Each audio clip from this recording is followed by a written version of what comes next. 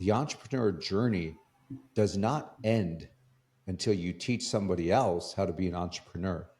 And I love that, and I live by that. Welcome to today's episode of the Seven Figure Journey podcast. My name is David Gilliland, one of your hosts here. We are fortunate to have with us Brian Franco with Meritage Partners. Brian, welcome to the show. Thank you for having me, David. Pleasure to be on this show and participate. I'm looking forward to diving in. We love doing this. We love diving into the seven figure journey, right? I mean, all of us have gone through that startup phase. We've done the learning, we've done the growth, the figuring out the product market fit. But then we get to a size and there's new stuff. There's new stuff. And Brian, you've passed that $1 million mark already. You've moved beyond that. And what, if you could give us just a few insights first before you share your nuggets, I want you to say, tell us what you do exactly, because I know Yeah. you help businesses, especially owners who want to exit or who want to merge or want to think through the capital options that they've got in there. You do some great things for businesses in that. Why don't you tell a little bit about your target market and why you're so special, how you got started, and then we'll dive into some lessons learned. All right, let's do it. So, Meritage Partners, I founded back in 2005. We celebrated 19 years back in May.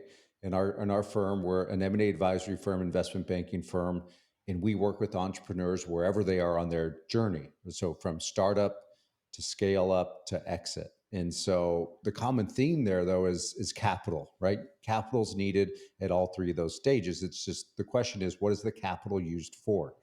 And obviously in the startup phase, it's for exactly that. That's self-explanatory. For the scale-up phase, there's a plethora of scenarios that could occur, whether they're trying to clean up the cap table or they're trying to just simply access cash for growth. If it's a product company, it's for inventory, right? If it's a service company, it's for talent, especially professional service companies. And then that exit, right? So exits key to every single business and should be addressed in your, I'll say in your business plan. But our firm, we focus on companies, small to mid-sized businesses in the United States. Our sweet spot are companies between 10 to 100 million in revenues for platform, and I'll explain what that means in a moment. And then less than 10 million for what we call add-on or bolt-on opportunities. And so those that are not familiar with those phrases or those terms, platform is typically a company that's acquired in part or in whole by an investor or investors to then grow and scale that business by way of additional acquisitions. So the additional acquisitions are the bolt-ons, they're the add-ons, right? So there's two major ways we grow business. That's organic growth or growth through acquisition, right? And so we don't advise on the organic growth as much. I mean, we can certainly play the referee and tell you what you're doing right and what you're doing wrong, but we're certainly experts when it comes to planning for a capital event, and that's who we are. That's what we do, and we do that on an industry. We're industry agnostic, so we don't have any.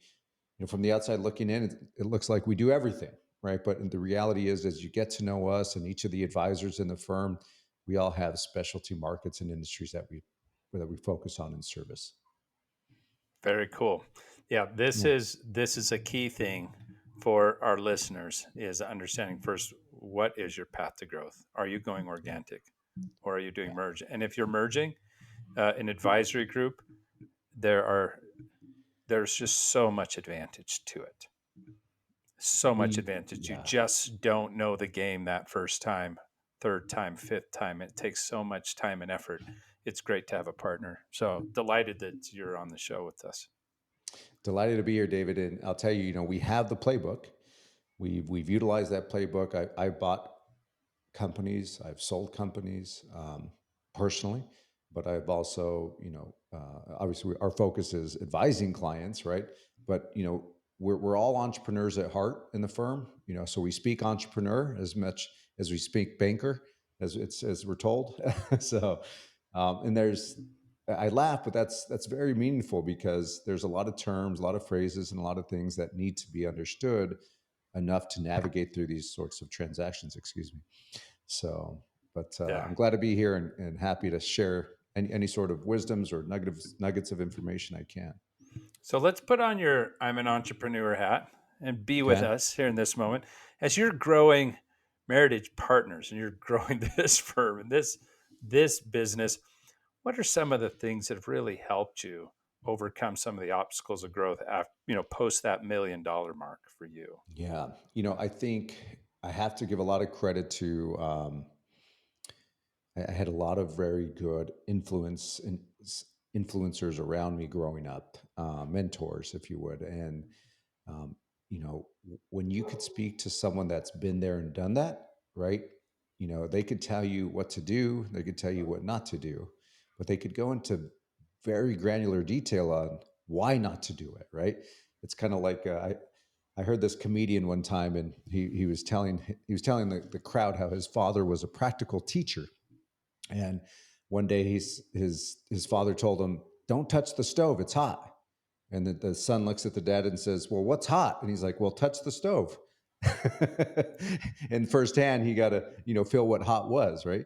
But if you take the advice and you take those experience of those mentors around you, right, advisors, whoever it may be, it ultimately collapses time for you as an individual and as an entrepreneur. And we're all about collapsing time because we have a finite amount of time here on earth, right? And so what are we going to do with that time?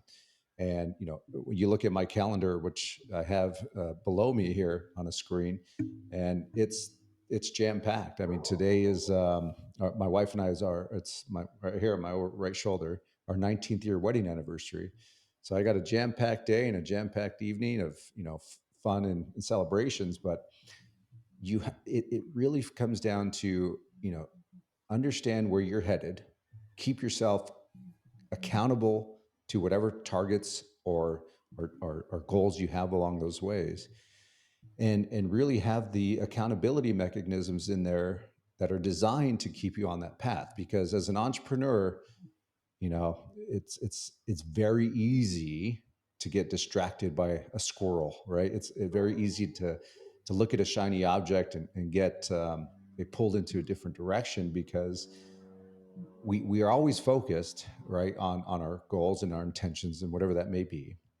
It might be a dollar amount, it might be a head count in the company, it might be a geographic reach, whatever that may be for an entrepreneur. There's always distractions along the way, right? And so at one time, I think I've owned a half a dozen companies at one time, and it was extremely challenging, and it pulled me in many different ways, and I won't go back there again, right? I think Elon Musk was quoted in an interview. He was asked, how was it to be the CEO, or what advice does he have as a CEO of both SpaceX and Tesla? And his advice was, be the CEO of one company.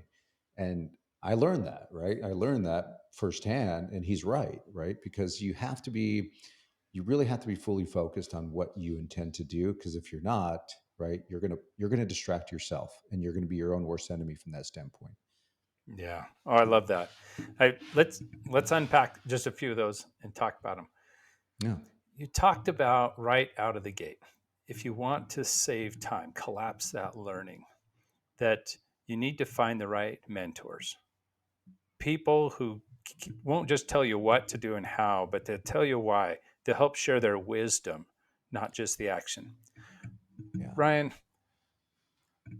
we've all got some out there, but how do we find the ones we need for that next step? Hmm. That would be a question I'd have to think about. And if you've got something right on the tip of your tongue, share it Yeah. now. Yeah, I do. I mean, so laws of attraction, right? The more it's like, it's like funny. I said Tesla earlier. It's like if you're thinking about a Tesla, about buying one, or you own one, then the next thing you know, you see them everywhere around There- you, right? So yeah. it's the laws of attraction. But if you have something that you're challenged with, I mean, we live in an age where information is abundant. We could access it 24/7. I mean, we could even automate systems to go capture information for us and feed it back to us at a particular time. But with that said, it really comes down to knowing what you don't know. And what you don't know is really personally is what I gravitate to. So if I want to learn about, fill in the blank, I'll research and I'll look for books. I'm more of an audiobook type of guy, but I love books. And I think that when it comes to mentors or advisors, you just have to put yourself out there. We Yeah. live in a time like I'm personally at home right now because I have some travel coming up. But if I'm here all the time, I'm just now confined to the walls of this house, right? But if I'm putting myself out there, I'm going to networking events, whether it be in person or virtual, and meeting people and having these conversations. And this is what I love about community. Community is so key to the learning process because you get to interact with others that been there, done that, they're going through that, they're struggling through this, whatever it may be. But if we don't engage in these authentic, what I'll even say vulnerable conversations of what we're challenged with, I mean, you're not going to get far because we're not mind readers, right? David, you can't read my mind. I can't read yours. But what we can do is we could have a conversation and say, hey, it was very hard to get to this stage and to this place. And here's why. Here's what my challenges and here's how I address them. How about you, David? Have a conversation like that. And Yeah. you'll find, I mean, as entrepreneurs, we're a unique type of human, and we really want to help each other. And I once heard that the entrepreneur journey does not end until you teach somebody else how to be an entrepreneur. And I love that, and I live by that. I love that. Uh, those, again, pulling the key right out of that was discover what you don't know and be really clear. Know that. Then get out there and start searching. Get to Yeah. know people, discover their genius, share what you don't know and ask. And you're right. You find a great community. I find those mentors in, yes, I'm part of some different masterminds. I run my own masterminds.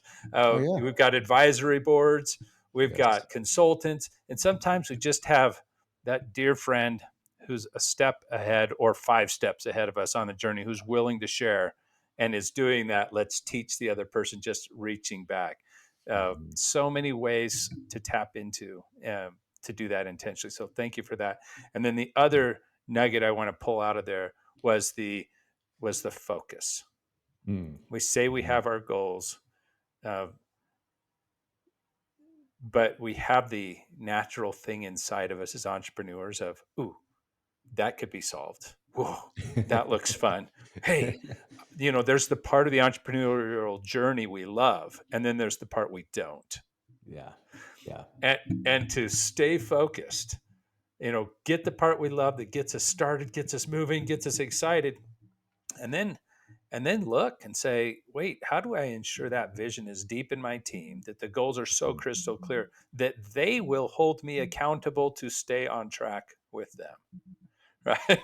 That's exactly right. And masterminds are a great example of those types of communities where you could live and learn and challenge and be challenged. And you have this camaraderie of people that, you know, they don't necessarily have to have the same exact goal as you, but the fact that they are pushing each other, it's kind of like, I do CrossFit, and I do CrossFit because there's a community aspect to it.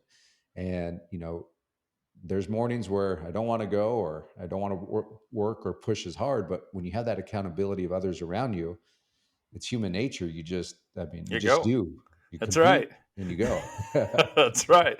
That's right. You worry about your teens with peer pressure and what's going to pull them off and away. Well, for Yeah. us, we need to build the peer pressure that keeps us on target. I like that. Yeah. so, so I Positive love that. peer pressure. That's what that is. That's what that is. Brian, thank you so much.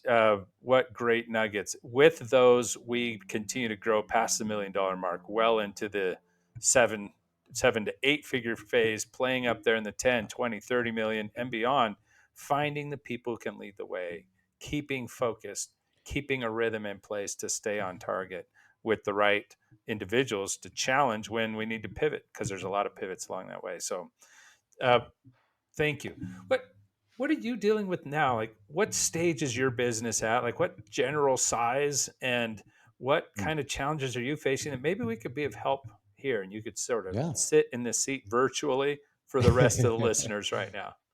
So I mentioned vulnerability, right? And this is where it comes into This play this is the because, moment. yeah, I mean, I could pound my chest and say everything is great, everything is fine, but that would be a lie. There's always challenges, and if there wasn't, I think I'd be bored, quite Yep, honestly, right? absolutely. And so today, we celebrated 19 years of the firm back in May. So I was a very young entrepreneur.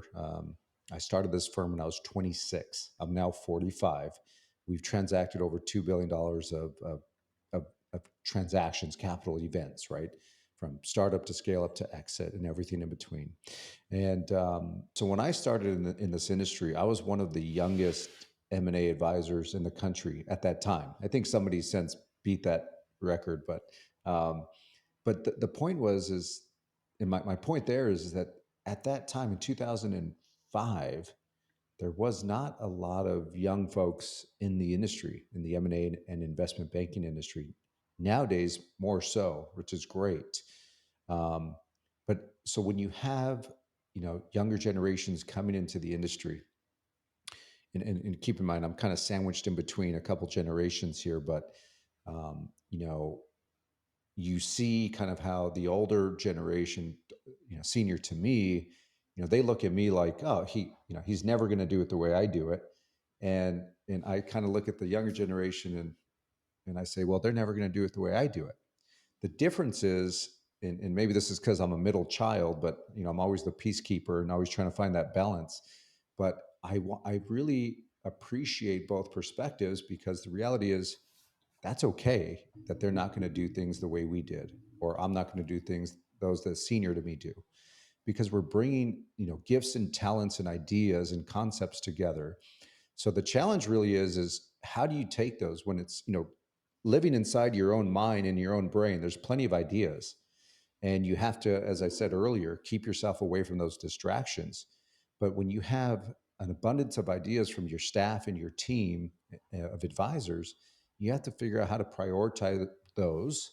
But in the same time, if those ideas aren't prioritized, how do you still encourage that creative thinking without stunting it or shaming it or shutting it down too soon, right? Yeah, yeah. I mean, what a great question. First of all, I mean, you're basically saying, I'm not looking for a bunch of followers. I need a business of creators, of doers, of builders. And we all know what it's like to work for someone at some point in our life when we felt like the thumb was put on top of us, the lid was clamped, right? Like, shut up, kid, you don't know anything, and literally like, go do your job, Yeah. just do your job. I don't pay you for go do your job. And for us entrepreneurs, that just got us to quit and go do Yeah. our own That's business. right. but That's right. but for many others, they don't, and Yeah. instead it's worse, they stay, Hmm. and it goes nowhere, Yeah. right? I thought about this a lot, actually, and I think that if we did not have that, if we weren't designed with that, I don't want to call it a pressure, but that more so that desire to pursue the world of entrepreneurship, right? I don't think you or I would be here, right? But that was put on our hearts that we were born that way, I believe, and with that desire. My father always talks about how at 10 years old I can recite the entire escrow process of acquiring a piece of real estate, and I learned that through osmosis, right? Just hanging out with dad, and he was so proud of that. But all that to say, it, it it was always there, right? You just had to feed it and water it and let it grow. it and I believe, I am watching people, I believe it's in all of us to want to create Yes. either beauty or order, something new, right? We want to Yeah. create. Um, but the systems we've been put in, and I'll hit the school system first, Hmm. that wanted rote obedience and follow a path, and you were praised if you fit within a box, not if you worked outside of it. And yet you want team members who will complete what was handed to them in the box, but not live in it. that Mm. are out there doing, that are creating, and there is a way to tap into that. So I mean, Hmm. let's talk through some of this, because Okay. we're talking about limitless potential. That's why we're Yeah. doing this. We're saying, what if everyone innovated from their position?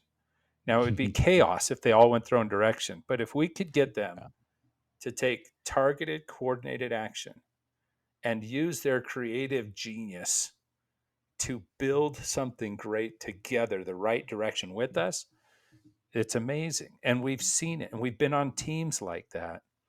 Um, and it doesn't matter the age. These can Yeah. be 80-year-olds, Yeah. these can be 18-year-olds. If we're going to get our team to take target coordinated action and all aligned behind the same, big vision we're trying to do, what is Meritage's purpose? Do you have that clear? Do you know what your highest goal you're trying to achieve is as an organization? So we're a service business, and our assets are our people, right? And so I really lead with culture. If if you wake up in the morning and you think, I got to go into the office, or I got to go see so and so, that's not a good culture. If and I also lead with you know ownership. You have to have this sense of ownership in the vision. So if it's my vision, I have to be very convincing to you to participate in that vision. However, I found that collectively, right, we find that my idea and your idea, you think one and one is two. No, one and one is three, because these two individual ideas create this third concept, right? And everyone gets behind that. Everyone that's participating in that concept, and I found it's simply because they have a sense of ownership of Okay. those ideas. Yeah. So there's some keys in there right there. Can we create ownership? Is that part of the Mm. culture? So is this a core Mhm. value? So I'm just going to lay a few things quickly. First, a purpose, some why that we're all serving. Because Yeah. if you have a team that are brilliant and great and creative, but are serving vastly different purposes, Mhm. you got a creative team, but it is pulling you apart. Mm. And Mhm. so to have a common goal matters. And I would put a highest level purpose of your why. Then Mhm. these values you're talking about, they create the culture, this ownership, this we Yeah. all share we can get more value out of different, the valuing diversity of idea. You've got Yeah. some values in there that you're probably very clear about and very intentional about with your team. Then Yes. there's a ground level goal. So let's go and help, let's help 100 organizations in 2027 achieve their dreams through the capital Yeah. help that we give, right? And like, wow, that's really cool, let's go help 100 of them, and it's worth this much revenue and profits and such. So we get that kind of vision, great. Now the team's got to have a way that they work together, a Yes. time and space. Do Yes. you invite your team in today? Do you have a regular, not operationally, like how we help this one company? Of course, we've got ways we meet for that, but on the long term strategy of the business, does your team get together to plan out and list out, here's all the cool things we could do and become, and now let's pick one, let's make a Mhm. priority on some things? We do, and some of those are short term and others are long term, right? So Hmm. the shorter term, we break down by the week. Longer terms could be months or quarters or years. So we just decide, how much time is needed to bring that thought or vision or idea to fruition. Yeah. Perfect. And so, but we So do you've that. got, Yeah. how regularly do you get together around those ideas? So it's weekly. Now, sometimes that idea is worked on, in a silo or in a group or collectively, all of us, right? But we talk about these weekly, and then we set times and schedules to allocate time, to whatever it is we're looking to pursue or accomplish, right? And so that's, and I'm speaking more internally, right, within the organization. Yeah. Now, Yep. of course, external goals and projects are client related, and those we speak about every morning. We have a team huddle. We know exactly what we're going to do for the day, the play by play, and how that play is going to end by the end of the day. But these internal concepts and ideas, they just like last year we launched a podcast, the Private Capital Mastery Podcast, and it honestly took us almost 8 months just to launch it, right? And the first couple episodes were scary, to say the least. And what I found was, for me, they were scary because it was the first 4 episodes was me framing what we were going to be talking about, and so it was just me talking into a camera. I might as well have been speaking to an appliance like a microwave. It was just so awkward, right? But then once we started getting guests and we had this interactive conversation and dialogue, I got pumped and I got excited for that, because the ideas were flowing, and the conversation was just moving in a fluid format, and it was really good. No scripts, nothing like that. Just similar to how we're doing here. But if we could share these experiences and these stories, and in bits and pieces, feed information that either educates somebody or provokes a thought or an action in them, if we do that, then mission accomplished. But that's one example of something that took some time, and we continue to do it. I think we're coming up on our 52nd episode, because we do one episode a week, and so that's also exciting. Speaking of which, I'd love to have you as a guest. It would be a ton of fun. I'd love to Yeah, jump it would onto be it. fun. All right. And I'm going to take your weekly. You're calling it. This is our thinking. This is our Mm. fixing the engine that we're using right now. Right? You're like, Yeah. let's fix this process. Let's start Yeah. this up. Let's do these ideas. Um, there's a cadence on a weekly that Yes. you can look at. There may be some that are needed a little longer term. That you're Yeah. like, we're talking big plans, and we need a whole day to really Yes. think through and prioritize. Yeah. Uh, Sometimes those bigger ideas, or even in these shorter weekly ones, um, we either don't have the rhythm, we don't have the time and space designated for people to share, and so creativity gets held back. Right, going back to that original question: how do I tap into their ideas? How do I help them free up? And so sometimes the time and space isn't created, or enough time and space, and sometimes it's actually I'm I'm bad at it. I'm bad at facilitating it. Now, maybe not you, Brian, but there's moments where I really like my idea, Yeah, and I know what you mean. I know what you mean. so, but it comes across like this, like because whether or not I want to feel this way, my team knows in the end, you know, David's the owner, and their job's kind of on the line to make sure that I still like him at the end of the day. Yeah. Yeah. And it shouldn't feel like that, but No. that relationship is real, and because that's real, I just use one simple phrase. It's LHB: leader, hold back. Mm. Just Yeah. hold back. One of Yeah. my bigger mistakes early on, and I still find myself doing it, and I have to like hit myself again, is so now my team or my kids, right, whatever group I'm a part of, I can get them to share ideas. They're sharing ideas. And one of my mistakes is how quickly I can see how the idea could be made better. Mm. And though that's, Yeah. I mean, It's let's real. talk. What's that Yeah. do to them if I lean in and, oh, that's a nice idea. Well, why don't we? I think we ought to. And I just start right away pointing at parts of their thinking that wasn't as solid. Yeah. Yeah. So for me, I've experienced that as well. And I did a I flipped the format. What I mean by that is, when we come to these focused meetings, visions meetings, and they happen annually to quarterly, Yep. um, but we have to put it on a calendar, almost like a doctor appointment. You That's what have to go. we have to do the same thing, right? You have to. You have to. But when you get to that meeting, are you preparing during that meeting, or are you spending time ahead of that meeting to prepare, right? And that goes for everybody. Yep. And so what I have done when I say flip the script is I go last.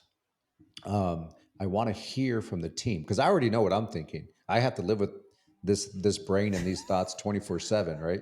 So it's a little bit of a vacation when I hear others' thoughts and ideas, but everyone goes first, and they share their experiences and how they think we could improve as a firm, both from an internal standpoint and an external standpoint, because as you know, there's threats inside and outside. That's right. So but when you speak in those terms internally and externally, you tend to address those potential threats, or concerns, right? So the team usually goes first, and we actually lead meetings the same way because I know what I want to go through. But if everyone has a sense of ownership of, okay, I'm going to this meeting, here's what I'm going to talk about. Most of the times, by the end of that meeting, or by the time it's my turn to speak, most everything's been discussed. Yeah. And it's just a reminder that we're all aligned and we're all on the same page.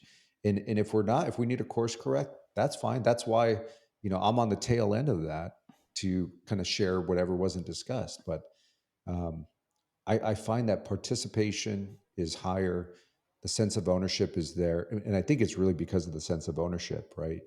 um, and because there's a phrase, if there's no cost, there's no value, right? So if no one is spending time, or has a cost to preparing for that meeting is not going to have a significant value to them. But if it costs them 2, 3, 4 hours to prepare for that meeting, and what they're bringing to the table it will be significant at that point, but there was a cost for them. And so Yeah. this meeting has a value. I love that. And so those keys, let's talk on those quarterlies. The keys Okay. are, let's get clear on what we want to discuss and what matters to us before the meeting. Yeah. Everybody knows about it because we have some people who like to talk live and Hmm. others like to come prepared and thoughtful, and we need all those Yeah. ideas. Of course. So we give it to them ahead, they get to prepare ahead, and then leaders hold back or speak last. Um, Mm-hmm. in the trench, the only other worry, because if you're doing these things, you're tapping into the genius of some of your junior and newer, younger people coming in Correct. if they're in the meeting, or Yes. if you have a way for them to voice in that meeting. Last little thing that may be of help is when correction needs to happen, Hmm. uh, to open creativity, ask questions instead Hmm. of point out problems or giving ideas. 100%. The idea then is saying, and real questions like, oh, I I see this idea. How would, with this new info that I'm sharing right now, how would that impact what you're thinking about, or how would you take that into account? What are some of your ideas? You've just invited their mind to go creative again, and Hmm. to share and to be engaged, to hear those ideas instead of, but there is this issue. We need to plug this hole. I see a problem here. Here's something that you Yeah. ought to do. We should fix this. Uh, Giving them a last word as often as they can have it is a powerful thing to Hmm. keep people growing. Anyway, Absolutely. I hear you're doing some great things to tap into. So I'm still not certain what your deep concern is on getting the creativity out of your team. Are they holding back? Are you not tapping into them, or are you not hiring them and bringing them on your team in the first place? I think that, for me, it's kind of as stated earlier. Those senior to me look at me and they say, "Well, Brian's never going to do it the way I do it, right?" And so Mm-hmm. I bring that up again because I have to remind myself that. And if I wanted everyone to do it the way I did it, right, we wouldn't have the culture that we do have in the organization, right? The We wouldn't ownership wouldn't have. be there. No, right? No. And so, for me, it's really just, of course, it's trust, right? Trusting that someone is going to perform, trusting that someone's going to do and deliver what they say they're going to do and deliver, right? But you can't just be there kind of just, waiting, arms crossed, and is it done yet? Is it done yet? Right? Um, Along the way, I mean, there has to be some touch points. Maybe there's feedback that's needed. right? Yeah. And so one thing that I do and I remind myself of this as well, but I give people permission to come to me if they have an issue, if they have a concern, or if they have even a positive idea, right? Come to me. You have permission, right? But in giving that permission, I also ask for permission to be able to come to them with my concern or, my idea or, fill in the blank, right? And when you have this bilateral relationship, yes, I'm the owner, yes, I'm the boss, but really, I mean, I'm the leader, right? And a leader could exist. A boss exists when someone is paying somebody a paycheck, right? A leader exists even, yes, as a boss, but a leader can exist in a nonprofit organization where there's no compensation whatsoever, right? And John C. Maxwell talks about this in 21 Irrefutable Laws of Leadership. He says if you want to build a strong leader, put them in a nonprofit setting and see how many people follow them, Yeah. right? Because they're not, those that are following aren't following because they're dependent upon a paycheck, right? They're there because they want to follow that leader. And that always has, I read that at a young age and that has resonated with me ever since. Yeah. As he likes to say, no, leadership is influence. Yes, it is. And Yeah, the so power of influence. can we influence? Yeah. Um, that's when it goes back to vision. It goes back to, do we have a Mhm. why? Mhm. Do we have a who we are, a belonging, that culture, the values? Mhm. And do we have a sense of contribution, a mission that matters we can all go after? Let's go tackle something big together. And I love that you created that open door back and forth policy. Many will benefit from creating time on the calendar, just like any other appointment, to say, and I also want a one on one every week Mhm. with every direct report. We're going to Yeah. find out about each other, personal Yeah. things, business things, your hopes and dreams, and how we can help you get there. And even your big three or your metrics of Yeah. how are you doing in your job, right? We're here to help you be successful. Uh, Right. great insights. Great call today. Brian, thank you so much for joining us. If someone wants to tap into you, who seems Yeah. to be almost like, it's like you're a capital resource with a soul. I didn't know these existed, Brian. But if someone wants to tap into a great culture, people who care and who can help you get the capital resources you need for your growth or expansion, how do they get in touch? So yeah, I love how you say that. Capital with the soul. I should use that actually, but it's uh, the common theme and the common denominators. We're all human beings, right? And everything is personal. Like you hear people say, "Oh, it's not personal; it's business," and I say, "No, it's personal." And so, if you could have that relationship, and if you could work in that pattern, beautiful things happen, fun things happen, and Agreed. our Agreed. clients are our clients, but they become our lifelong friends. I'll tell you that, and which is exciting. But so to reach out to Meritage Partners, feel free to go to our website, meritage-partners.com. A lot of resources, a lot of information about what we've done, what we're doing, and where we're headed. Or if you want to reach out to me personally, LinkedIn is a great platform. We put a lot of content out there and you could find me on LinkedIn. Just search, as you see it on the screen, likely Brian T. Franco, and I'll come up there. And feel free to DM me through LinkedIn, or you could even contact me through our website. But happy to talk to anyone that's looking for capital resources for startup, scale up to exit. And you could be assured that we're going to focus on the end in mind and we're going to reverse engineer everything from there. Right. And when we do that, it's kind of to the theme of our conversation, David, we find that, we're looking at a target and we're working every day to hit that target. And sometimes that takes, months, if not years, but, we're fortunate enough to be in this industry for 19 years.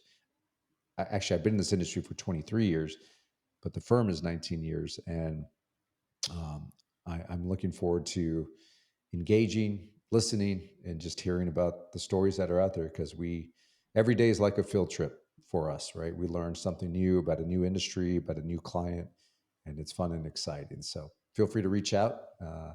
Meritage website or LinkedIn, and happy to connect with you then. Thanks again, Brian. Well, that Yeah. wraps up this episode of the Seven Figure Journey podcast. If some of the things that were shared today were valuable to you, please like, share, do what's needed for other seven figure business owners to access. And in the meantime, keep growing your business, keep striving, keep learning, and keep growing personally. Until next time.